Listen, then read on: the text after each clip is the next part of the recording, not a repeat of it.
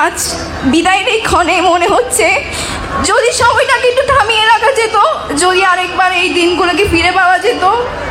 কিন্তু বাস্তবতা হলো আমাদের সবাইকে একদিন না একদিন চলে যেতেই হয়।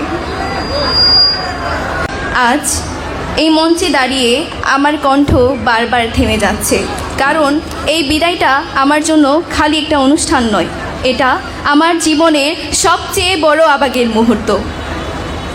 ছোট্ট সেই নার্সারি থেকে শুরু করে আজ পর্যন্ত পুরো 12টি বছর আমি এই স্কুলের ছায়ায় বড় হয়েছি। এই স্কুল শুধু আমার পড়ার জায়গা না, এটি আমার দ্বিতীয় বাড়ি, এটি আমার স্বপ্নের জন্মভূমি। এই মঞ্চ, এই স্কুলের প্রতিটি কোণা আমার কাছে জীবন্ত স্মৃতি। এখানেই আমি প্রথম গান গেয়েছি, আমি প্রথম কবিতা রচনা করেছি, এখানেই আমি প্রথম অভিনয় করেছি।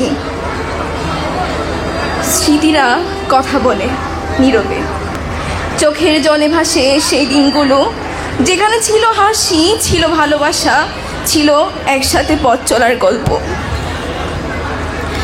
আমার প্রিয় বন্ধুরা, তোমাদের সাথে কাটানোর প্রতিটা মুহূর্ত আজ চোখের সামনে ভাসছে।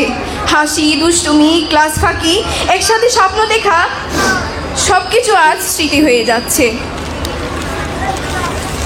বন্ধুরা, বন্ধুত্ব মানে শুধু পাশে থাকা নয়, বন্ধুত্ব মানে হৃদয়ে থেকে যাওয়া। দূরে গিয়েও যারা কাছে থাকে তারাই তো সত্যিকারের বন্ধু। আজ বিদায়ের এই ক্ষণে মনে হচ্ছে যদি সময়টাকে একটু থামিয়ে রাখা যেত, যদি আরেকবার এই দিনগুলোকে ফিরে পাওয়া যেত। কিন্তু বাস্তবতা হলো আমাদের সবাইকে একদিন না একদিন চলে যেতেই হয়। আজ চকরিয়া গ্রামার স্কুলে আমার শেষ বক্তব্য। আর কখনো তোমরা শুনবে না শশীর কণ্ঠে গান, শশীর করা অভিনয়, শশীর কণ্ঠে কবিতা। আর কখনো তোমরা আমার কণ্ঠ শুনবে না এই স্কুলে।